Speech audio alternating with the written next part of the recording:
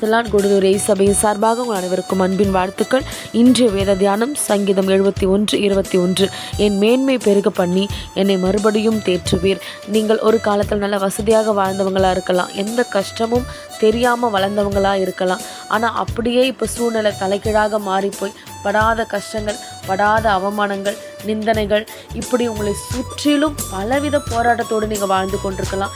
எந்த திசையில் போனாலும், யாரை பார்த்தாலும் ஒரே பிரச்சனை, ஒரே நிந்தைகள், ஒரே மாறுபட்ட சூழ்நிலையில் நீங்கள் வாழ்ந்து கொண்டிருக்கலாம்.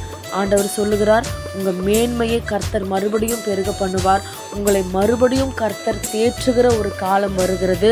கர்த்தர் உங்களை கீழான அனுபவங்களை மாற்றி மேலான அனுபவத்திற்குள்ளாக நடத்தி கொள்ளுகிற காலம் சீக்கிரம் வருகிறது. எனவே நீங்கள் கலங்காதீங்க.